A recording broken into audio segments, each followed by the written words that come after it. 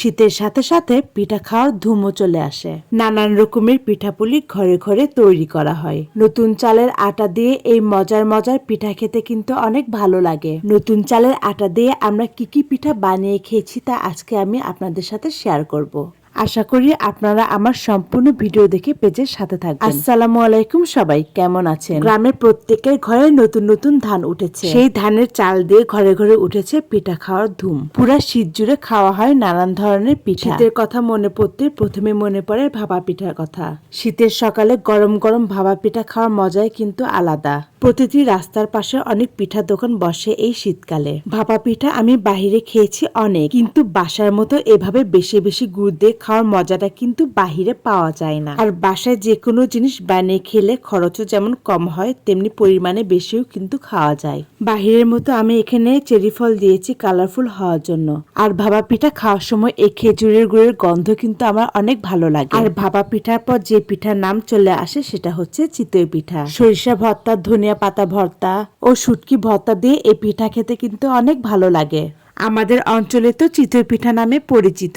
আপনাদের অঞ্চলে এই পিঠা কি নামে পরিচিত অবশ্যই কমেন্ট করে জানাবেন।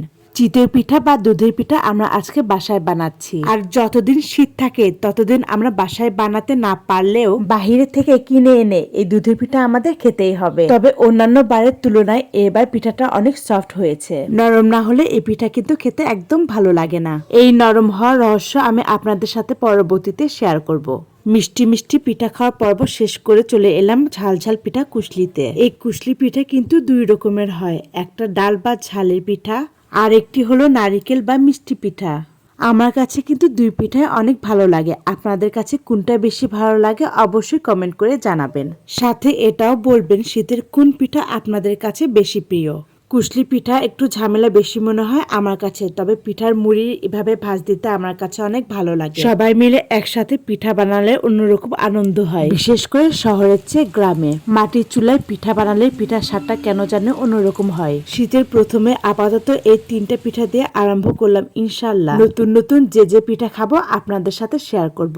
আর যাদের এখনো শীতের পিঠা খাওয়া হয়নি তারা অবশ্যই আমার বাসায় চলে আসবেন। আর আপনাদের সবাইকে শীতের এই উষ্ণ ভালোবাসার শুভেচ্ছা জানিয়ে আমরা আজকে ভিডিওটি এখানে শেষ করছি। সবাই ভালো থাকবেন। আল্লাহ হাফেজ।